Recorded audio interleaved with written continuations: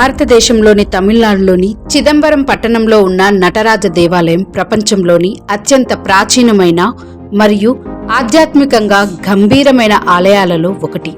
ఈ ఆలయం శివుడు నటరాజ రూపంలో ప్రత్యేకమైన స్థలంగా ప్రసిద్ధి చెందింది. ఈ దేవాలయానికి సంబంధించి ఒక దైవీయమైన రహస్యం చిదంబర రహస్యం అని పిలువబడుతుంది. చరిత్ర ప్రకారం ఈ ఆలయం సుమారు 2000 సంవత్సరాల క్రితం నిర్మించబడింది. చోళ రాజులు, పాండ్యులు మరియు ఇతర దక్షిణ భారత రాజులు దీన్ని విస్తరించి అలంకరించారు. శైవ సాంప్రదాయాలలో చిదంబరం 5 పుణ్యక్షేత్రాలలో ఒకటి. ఈ 5 శివస్థలాలు పంచభూతాలను సూచిస్తాయి.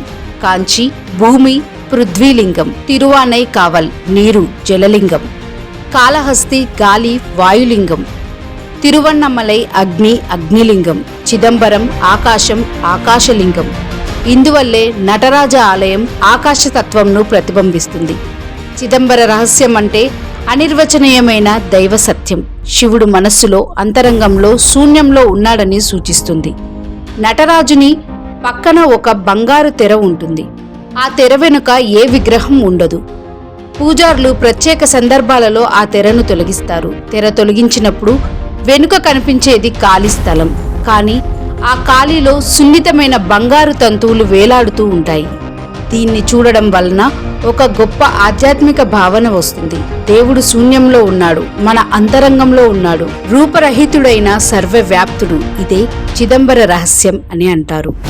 నటరాజుడి నృత్యం ఆనంద తాండవం అని పిలువబడుతుంది. ఇది సృష్టి స్థితి లయ తిరోభావం అనుగ్రహం అయిన 5 విశ్వక్రియలను సూచిస్తుంది.